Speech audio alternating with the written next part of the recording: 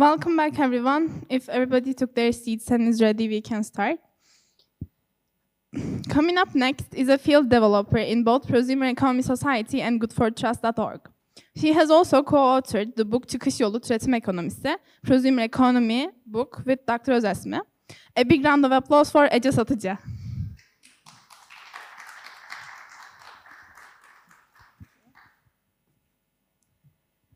Before I put my speaker hat on, I want to say a few things as a human being. Hello, everyone. I'm Ece, a 19-year-old who's kind of terrified of turning 20. A 19-year-old who wishes that her only fear was turning 20, but is not, given the state our world is in. And standing in front of you, I want to thank you all for being here to listen to each other, to speak about your propositions and what you think the world should be like, and trying to find a solution to the multiple crises we're living in. We are all familiar with the terms climate change and biodiversity loss. But forgive me for saying that those terms aren't really sufficient to cover what we're dealing with. We are dealing with a climate crisis and a biodiversity crisis. So given the sense of urgency we're living in, I think we should act accordingly. We are all aware of the projections regarding 2050 unless action is taken.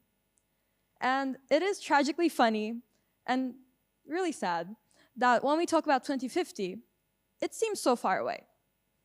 But I'm here to tell you, in 2050, I'll be turning 46. So I cannot stress how heartwarming it is and how much it fills me with hope to see this many people gathered here today. This many people who are aware of the change that we so greatly need and who are seeking that change and trying to take action. So I just wanted to say a few words to thank you all for being here. And now I'll be...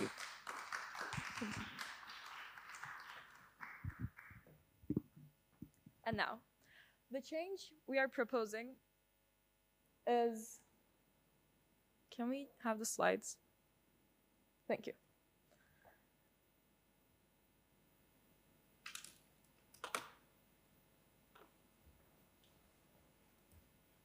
Is the prosumer economy. I assume at least some of you are interested in this topic since it's literally in the name of our conference and you all are here. What we're suggesting here today is a shift from the predominant economic system that we call the consumer economy into the prosumer economy.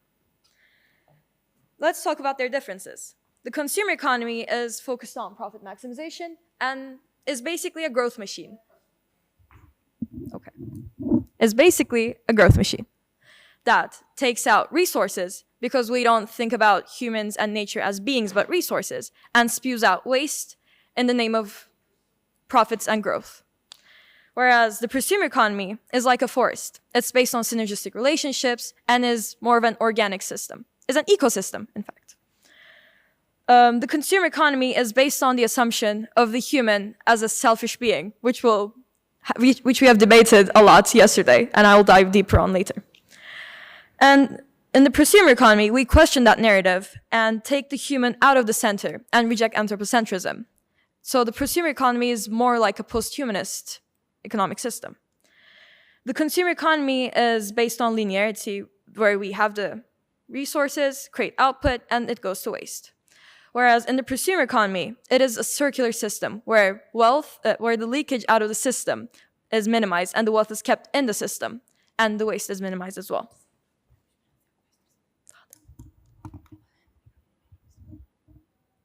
Can you hear me now? Okay. So let's talk about who a prosumer is then. A prosumer is the agent in the prosumer economy. It is an entity or a person that is involved in that economic system. It is someone that treats others in a way they want to be treated themselves, which we call the golden rule. And here, the others is anything you can dream of. It could be a person, it could be an animal, it could be anything we can find in nature. So we don't take only humans into consideration, but any being on Earth. And a prosumer creates value for the society and planet through their collective actions. So the prosumer is not an individual in an isolated chamber. It's a member of a community that works with other people. And the prosumer directly supports socially and ecologically just production and decides on the goods, services, and their standards with the producers as a member of this community. As we talk about why we need the prosumer economy, I think we should first consider the assumptions and the foundations of the consumer economy and why they're wrong. The first one is, and we've talked a lot about this so far in this conference, that growth and profit maximization should not be the goal.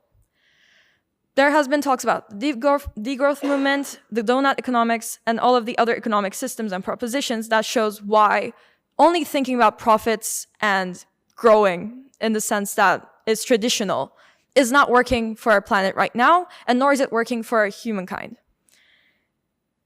And the next assumption is one that has been debated up to this point. It is the Homo economicus, the selfish human, or the economic man. And yes, it's a man because it's a patriarchal system we're talking about.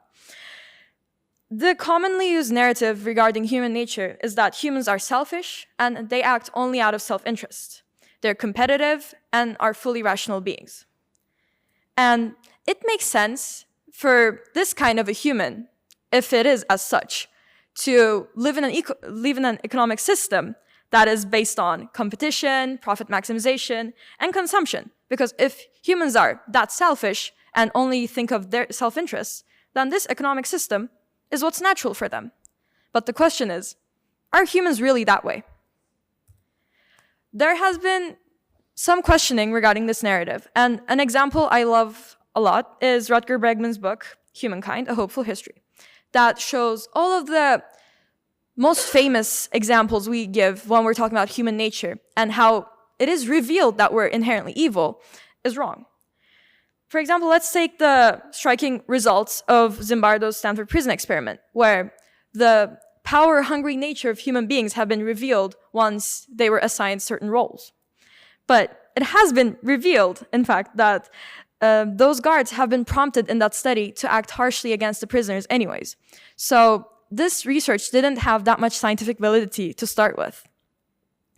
Similarly, the obedience in the Milgram's shock experiment, where people were asked to deliver electric shock to people and thus deliver heart to someone else just because they were asked to, the data has been tampered with, and more people than what is commonly used as an example right now has disobeyed this rule because they did not want to harm someone else. And lastly, in the violence in Sheriff Roberts Cave's experiment, where there were children in two different groups, and they basically were assumed to have hostile attitudes towards one another because they said, okay, if you're in different groups, then you'll be polarized and you'll be against one another and you'll be showing aggressive actions. But the children in the first trial did not display those actions. And instead of concluding by saying, oh, maybe this isn't necessarily true about humankind, this study has been recreated, but with further manipulations to make those children be hostile. So these were essentially more of the results of the manipulations of the researchers than anything that is inherent and is natural for humankind. And another example that's interesting is the real-life Lord of the Flies. In one way or another, we're familiar with William Golding's novel, The Lord of the Flies, where the evil and selfish nature of those young boys have been revealed in the end, once they're in a deserted island. But a very similar thing has happened in real life to these young 6 Togan boys who were in a deserted island. But neither have they only looked after their own interests, and nor have they became savages. They, in fact, collaborated, looked out for each other, managed to live through their conflicts, even managed to make a guitar. And they lived on that island for 1.5 years until they've been rescued. So all of these examples that we always come to think about when we're talking about human nature as proof, saying, look, humans are proven to be inherently bad because they've done this, this, and this, are pretty much questionable, as we've talked about, I've just proven. So, if what we have as human nature is questionable, why shouldn't we also question the economic system that is natural for those humans to come up with?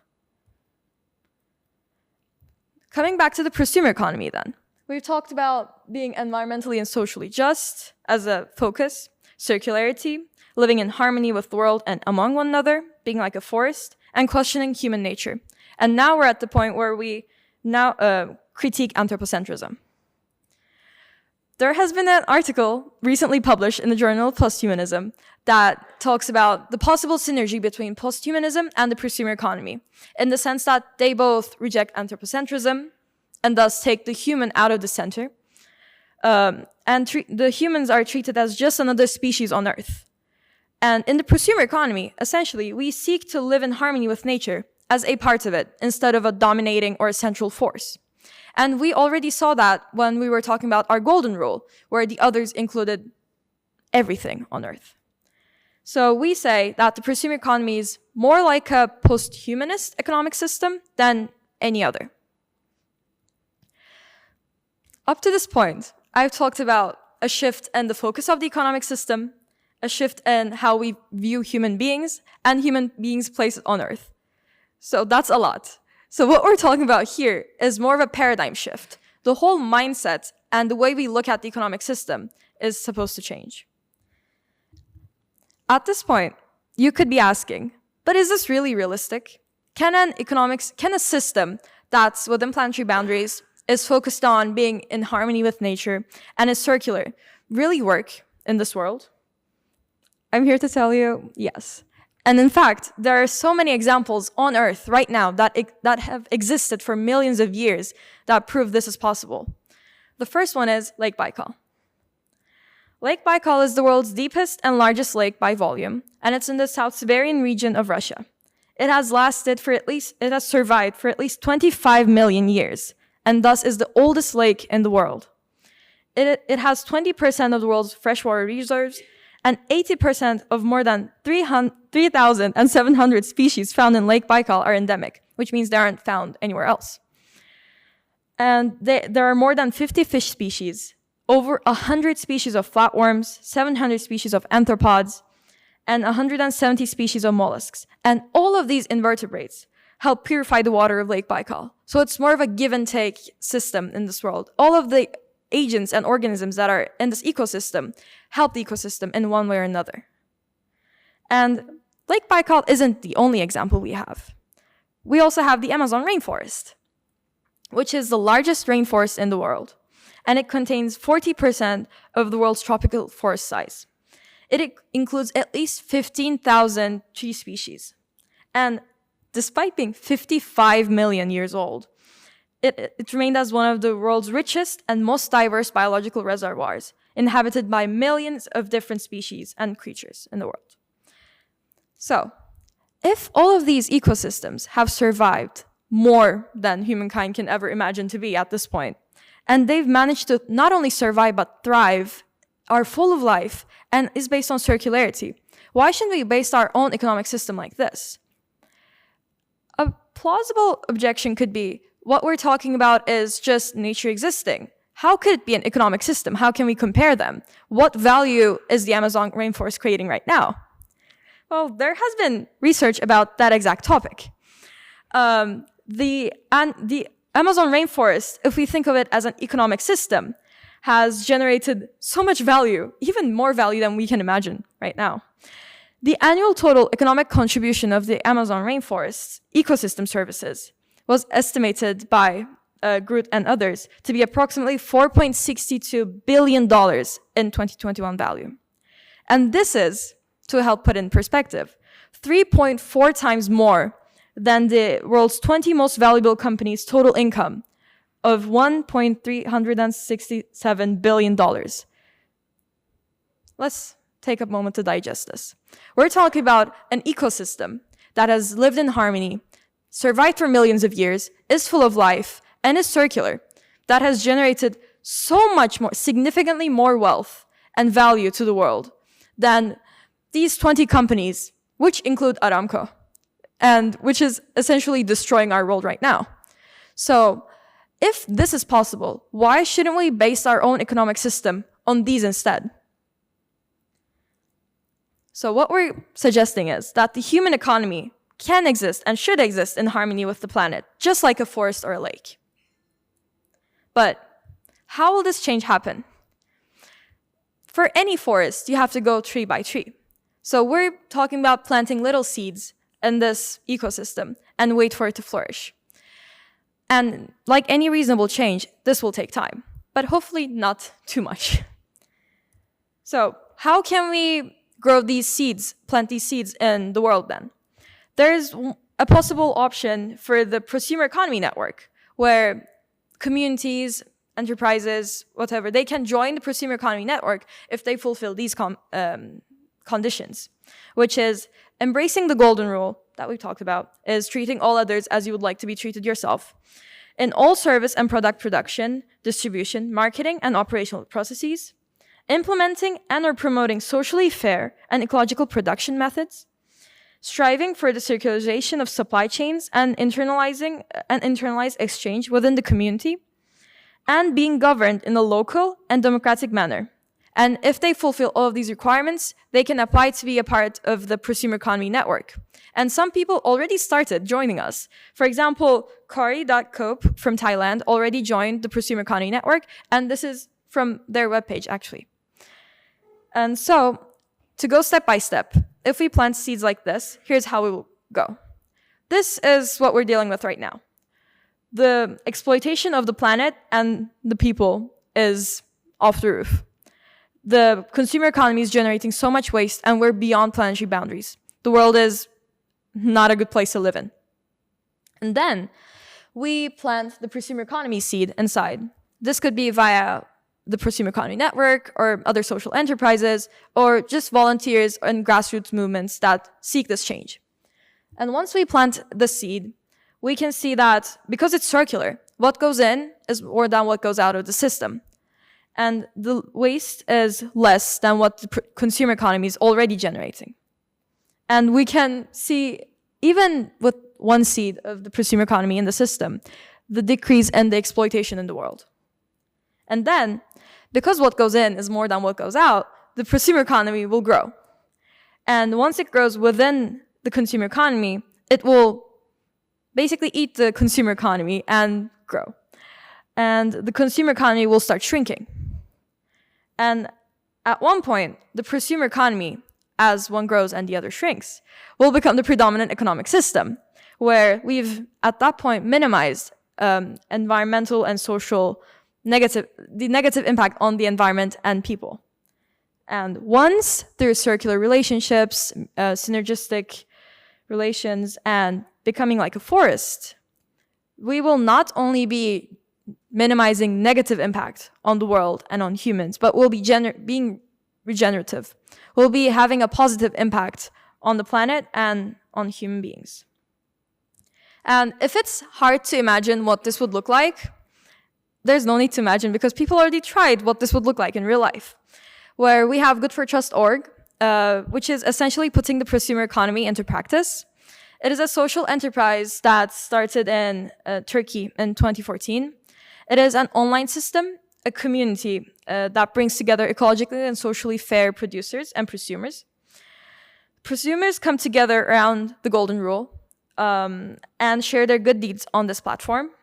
And as the prosumers purchase goods and services on Good4Trust online bazaar, which include ecologically and just producers, they will support production and the continuity of the prosumer economy. And as these prosumers' relations deepen and become circular, the prosumer economy will start to flourish.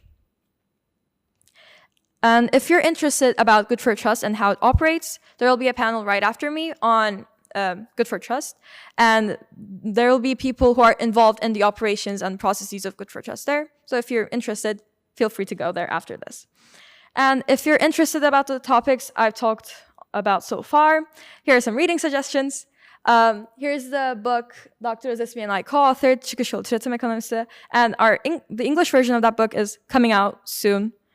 And if you're interested about business ethics, corporations, corporate law, and the history of how all of this happened, you can read İyi Şirket, The Good Company by Selin Gücüm and Dr. Ece again.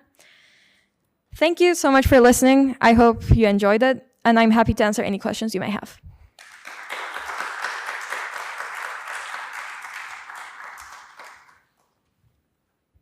Thank you, Ece. We can have some questions. We have 15 more minutes if you have any questions about prosumer economy. Anything you want to clarify? Yes.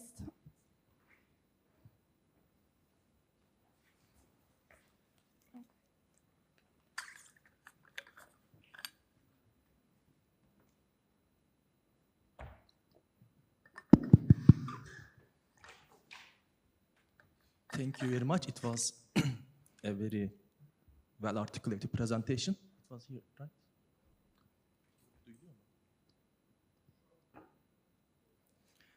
Thank you very much. Could you please elaborate on the term just that you mentioned about environmentally just and socially just? So what are the criteria for these justnesses? Because it can be interpreted in different ways. And the golden rule is actually, in my opinion, is very clear, but it is not applied to every individual, every sentient individual, in the way that we treat humans. I hope it is clear. Yes, thank you so much for your question. I'll first answer your first one.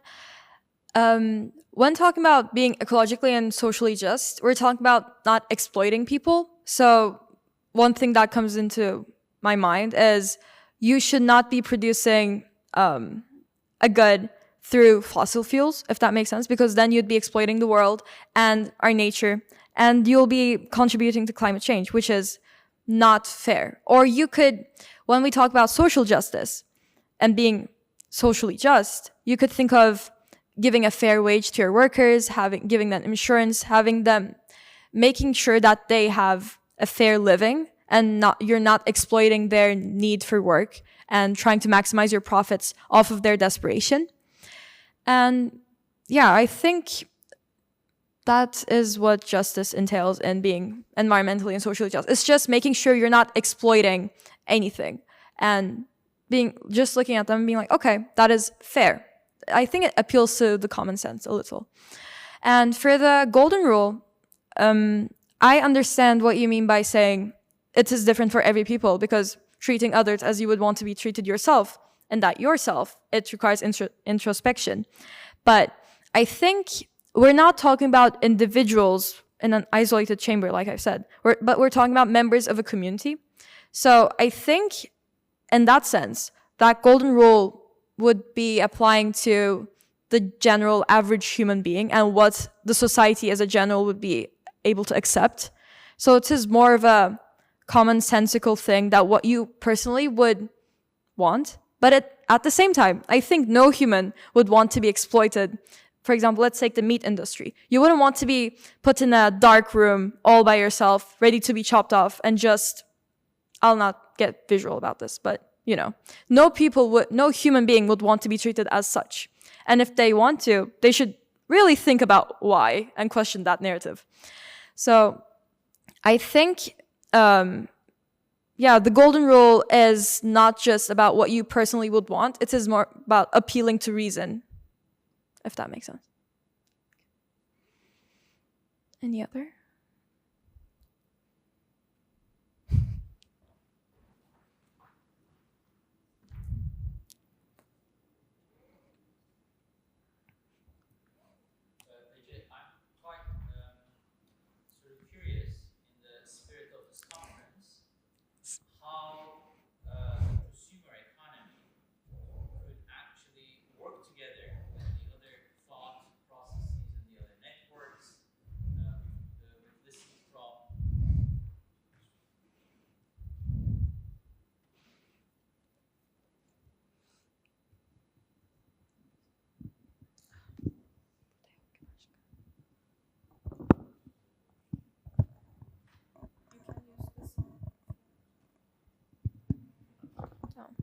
Yeah, so Amanda earlier in the previous session, she talked about, small worlds and bridges and all these kinds of, methods of kind of like social change. So my question is, how could the prosumer economy and this idea sort of like build alliances and get stronger with the larger movement?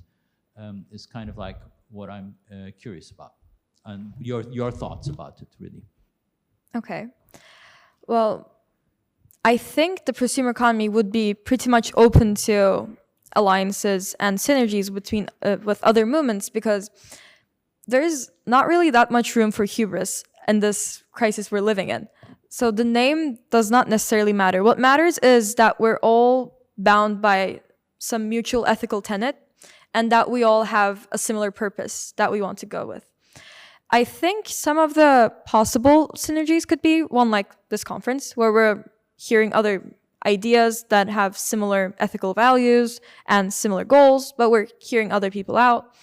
There could be synergies and other raising awareness like events. There could be cooperations on sharing know-how and how, for example, Good for Trust could be sharing how social enterprises and those ecologically and socially just SMEs and how that situation works. Another movement could talk about how their work works. And then through those collaborations, we could try to unify with one another without losing their own unique nature as well, I think. Yeah.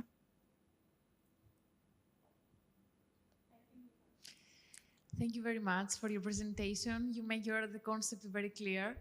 I would like to ask you, you are referring to the community, but we are a community, but we are a member of the network, and we make the exchanges and support and develop. I would like to ask you in which way you use the term community. What is this community? What unites that people and make them a community? It's like-minded people that they want to make a change, or what is this bond that, or this agreement, or this long-term relation in order to make a more long-lasting transformative potential? But I'm wondering, because the word community, it could be used in so many different ways that in a certain point I'm confused. For example, maybe also a restaurant can have clients and they say, this is my community because it supports me. But I would like to ask you in which way you use the community and which is the bond that unites these people in order to make this, this change. Thank you. Okay, terrific question.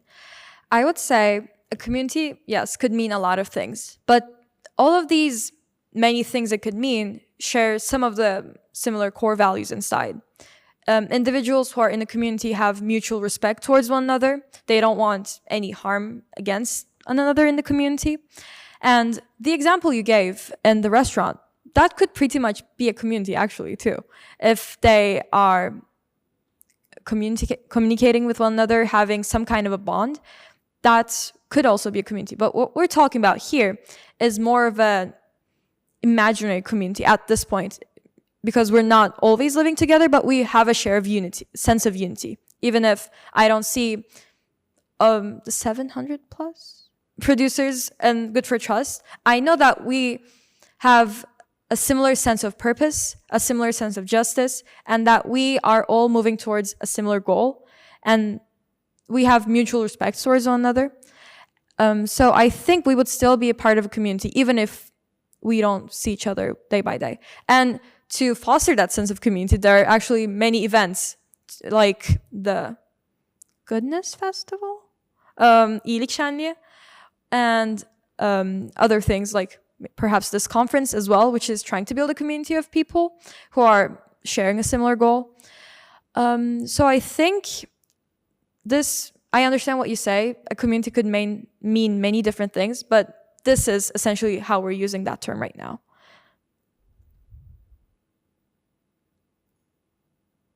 Any other questions?